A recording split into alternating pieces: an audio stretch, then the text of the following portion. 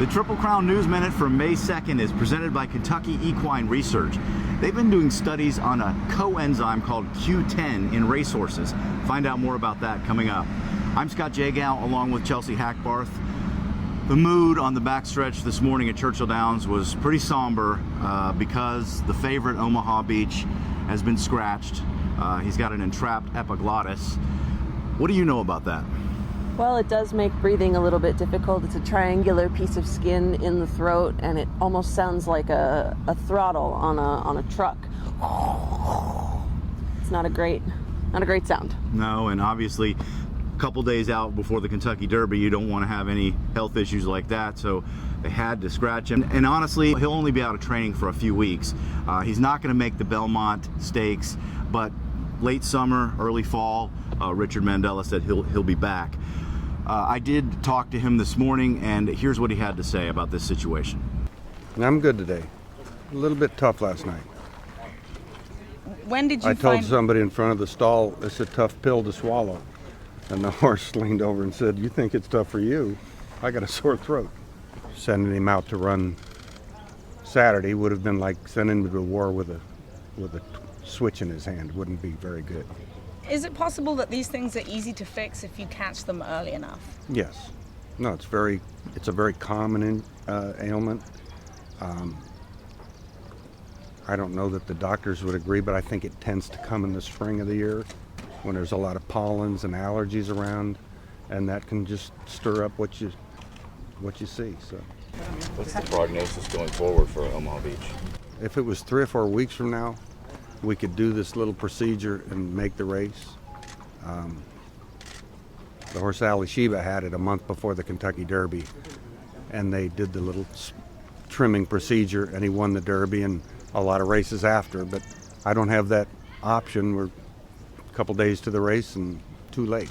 Mandella is so beloved in the racing community, and everyone's heart has gone out to him, having this situation where he doesn't bring a horse to the Derby very often, let alone have the favorite, and then fortune strikes this way. But he kept a sense of humor as always, and he's a great man, and hopefully Omaha Beach will be back on the training trail soon. There's a lot of moving parts with this because of his scratch. It changes the gait situation, but now we're hearing that there might be another scratch. Well, High Call is suffering from a foot abscess, and trainer Kieran McLaughlin said that they're not sure whether they're going to be able to start him or not. He'll have to be able to train Friday morning. Scratch time is 8 a.m. on Friday, so that's their deadline for a decision.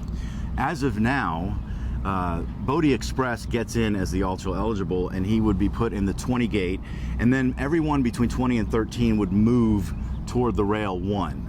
So we talked about that crush that happens between 14 and 15. Well, in this scenario, it would be Master Fencer on the left and Game Winner, the now favorite in the Derby, on the right. So that's interesting. And then if High Call comes out, what are they going to do? Well, they'll leave the inside starting gate open, so it won't change anyone's position in terms of the crush between 14 and 15, but all the inside horses will move over 1.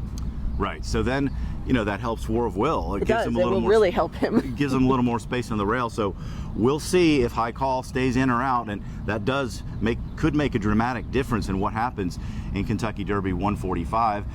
We'll wrap up this news minute with a little levity. You never know what you're going to find on the backstretch at Churchill Downs. This morning, I ran into Albert Einstein. No way.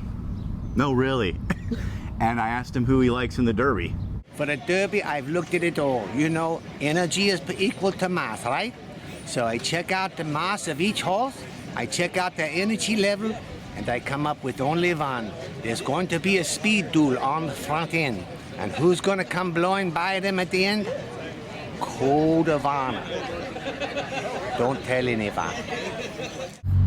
Well, it's code of honor, clearly. I mean, if Albert Einstein says it. All right, that's going to do it for this edition of the Triple Crown News Minute, presented by Kentucky Equine Research. One of the exciting new substances that we're studying is Coenzyme Q. And Coenzyme Q is a naturally occurring substance that is used for both enhancing aerobic metabolism, and it also serves as an antioxidant. We've already done studies on it here at the Performance Center, got some pretty exciting results, and we think this is going to be a really interesting product or nutrient for the future of performance horses. One of the things that we try to do with any of our products is solve problems, and there seems to be a problem in thoroughbred racehorses that is signaled by high levels of a specific enzyme in the blood called GGT. We think that it might be related to oxidative stress, and we think that Nano Q10 may play a role in helping to prevent some of the problems that we see.